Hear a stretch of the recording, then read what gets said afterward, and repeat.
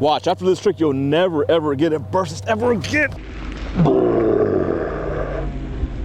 Whew. What is going on, guys? Today I'm going to teach you one simple trick to never ever get a burst nest ever again by doing this to your reel. Check it out.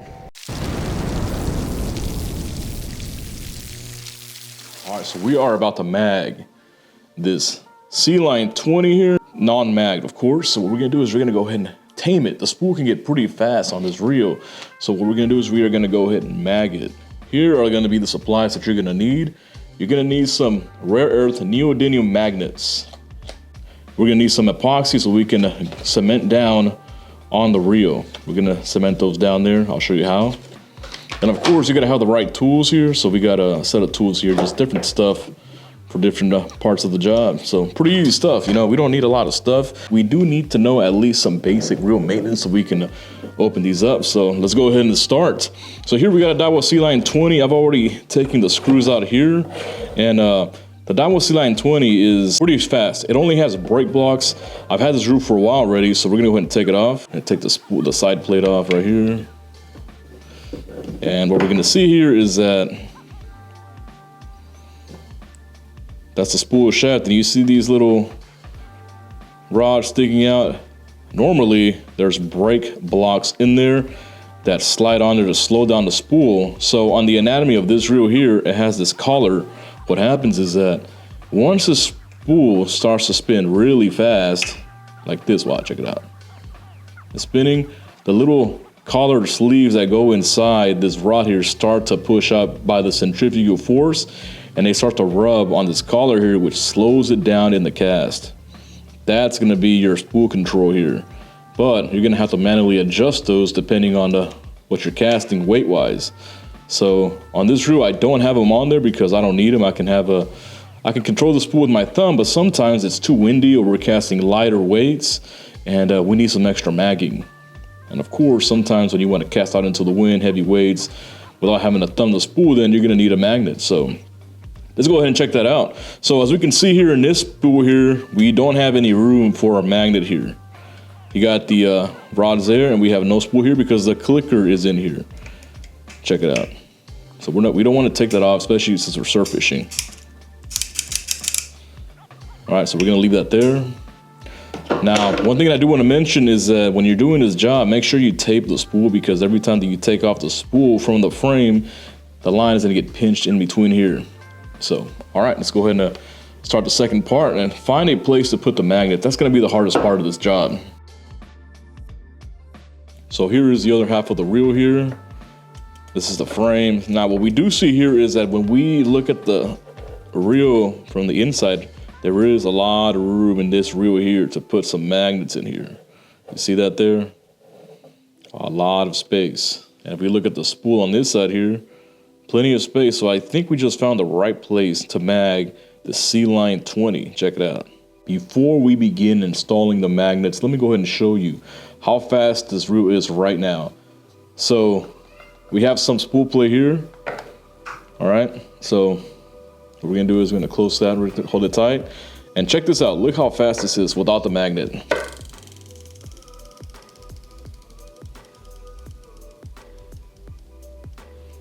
So which is why we're gonna install these magnets. When we install these magnets, it's gonna look something like this. Check it out. This is a mag reel here. This has a knobby mag here we can adjust. So we're gonna go ahead and put it right there all the way. And look, this is what it feels like right here when you have a mag reel. Check it out. You see? There's a lot of acceleration, but it slows down. Now, the more that we back away the magnet here on this knobby mag, the more it's gonna spin, see?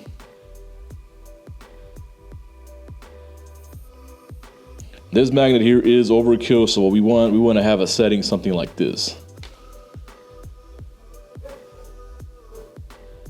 Perfect. And it's also a very loose spool here. We get maximum distance with this reel. We never get a burst with this, it's crazy. So what we are gonna do is we're gonna stack 2 magnets. We're gonna put 4 magnets in this reel here. We're gonna have a pretty tame spool here, so we're gonna stack these together on opposite ends of the spool, and we're gonna attach those first. We're gonna glue them So here we go. Let's take it apart and see if we can actually attach these magnets on there. All right, so we're looking in here, and there is plenty of space for magnets here. What we're gonna do is we're gonna go ahead and put them apart. So let's go ahead and try to test to see if we can put these magnets here and here. Hopefully that'll do the trick. We want to get them as close to the spool here as possible, because if we get them on the outer edge, they're gonna start rubbing on the outer side of the spool. Inside the reel here, let's put them right here. Perfect. See, oh, they're already magnetized. This goes right on there. So we'll put those there, and then we'll get the other set.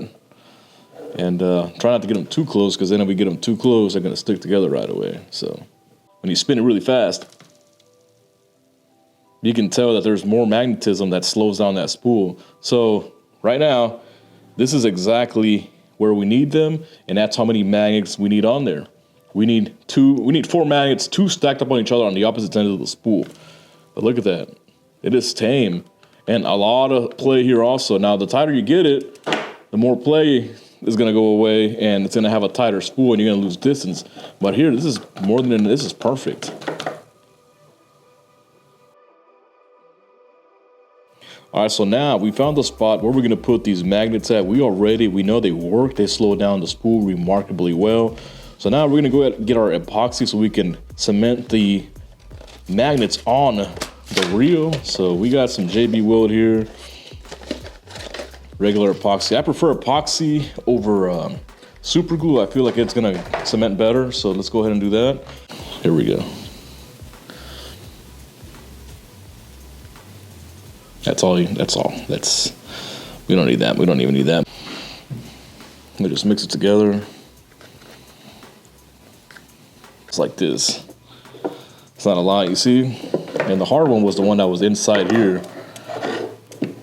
So we're gonna go ahead and put that in there. Put a dab about right there.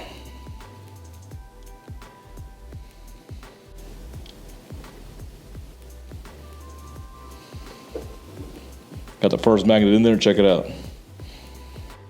So we got the epoxy in there. We're gonna let it set for a bit. Don't put too much, because we don't want to get that on the spool right there. We'll let it sit for about 5 minutes, like it says it needs to be done, and we'll come check out in a little bit, see how it's set.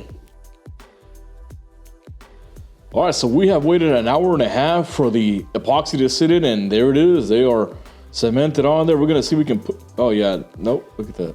They ain't going anywhere. That is really secured. Perfect, yeah, we got the magnets on there. It's right in there. We're gonna be casting this at 150 yards into your mom's house with bait. Check it out, guys. Love it, look at that. All right, let's go ahead and put the spool, and we're gonna spin it to see how much of a difference it makes. There we go. Oh, it's super smooth. Look at that, that is perfect. It is mag. Look at all the acceleration it has, but then once it gets really fast, it starts to slow it down. Oop, my finger was in the way. Perfect. We can even, we got a lot of play too. Look at that. All right, guys, so what I'm gonna do now is I'm gonna go ahead and get this set up to go casting. So right here, we got tapered shock leader. This is gonna be 20 to 80 pound orange. I mean, that's what they had available, I think. It doesn't really matter. But what I like about this is because it starts at 20 pounds and ends up at 80. So meaning the thickness is 20 pounds. At the end of the leader is 80 pounds. A lot of shock resistance right there. All right, so here we are at the battlegrounds. We picked the windiest day to test this magnet. We're really gonna put it to the test. Now, I will put the weather conditions down there. It's blowing at least 25, and you get like a nice gust of 30 miles, and that is into our faces. It's pretty bad out here, check it out. All right, guys, I did want to show you a simple trick that we're gonna do before we start casting. I've always incorporated these little rubber surgical tubings on my conventionals, and the reason that I do that is so I can grip the spool a lot better. If your fingers get wet, they're gonna get slippery, and it's gonna be hard to grip your shock leader. So check it out. Here we got about a 3-inch tube here. We cut a slit right there. I don't know if you can see it. And we cut that slit so we can slide it onto the real foot here. There we go, just like that.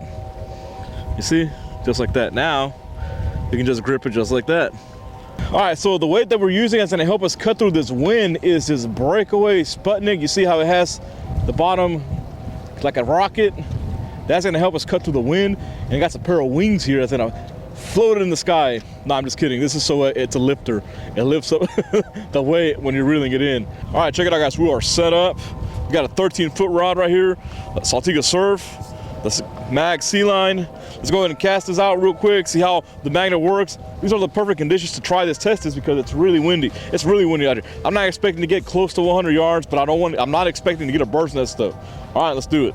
Check it out, guys. The spool is pretty loose. All right, look, watch. Look how fast it drops. You see? So this magnet so far on a little cast did pretty good. Let's go ahead and give it a, let's put more back into it, all right? It's really cast, it's really hard. See what happens. Hopefully we don't get a burst in this crazy ass wind. Let's go, 1, 2, 3. Wow. Whoa, that was great. It worked. And we're casting at 20-mile winds. Easy. Try to get close enough so we can.